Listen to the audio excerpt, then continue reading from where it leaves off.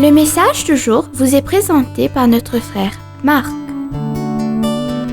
Salut, chers bien-aimés de notre Père Céleste. On continue avec la persistance de la foi. Bien-aimés, nous sommes toujours avec Élie sur le mont Carmel. La pluie n'est pas venue.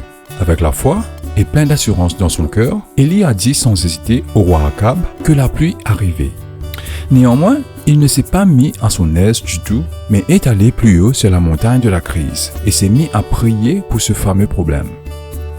Il a prié fermement, selon Jacques chapitre 5, verset 17, impliquant que quelque chose de plus qu'une prière ordinaire. Cela semblait exiger de la concentration et de la persistance. Pourtant, il n'y avait aucun signe de pluie. Dieu semblait si lent en cette période de crise. Bien-aimés, comment pouvons-nous expliquer son absence apparente de réponse?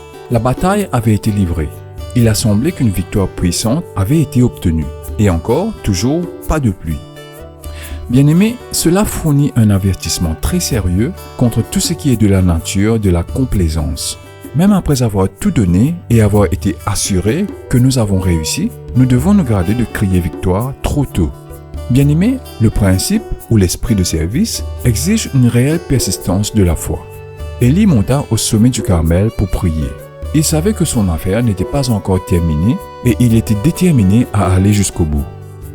La pluie est venue, mais après la foi, c'était la persistance dans la prière.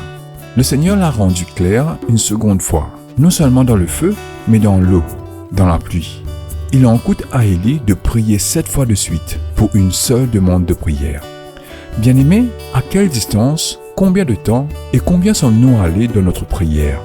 Combien de temps avons-nous attendu Dieu et dépendé de Dieu? Vous pouvez ajouter vos propres questions. Mais il y a quelque chose d'important que vous devez savoir. Quelles que soient les circonstances difficiles auxquelles vous faites face dans la vie, vous devez savoir que Dieu n'est jamais en retard.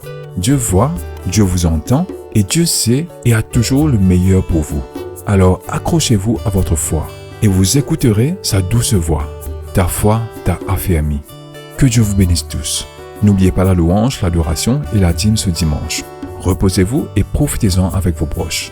Nous nous reverrons lundi. Au revoir. Si toi aussi tu crois que la parole de Dieu est une bénédiction, partage-la et sois une source de bénédiction pour les autres, toi aussi.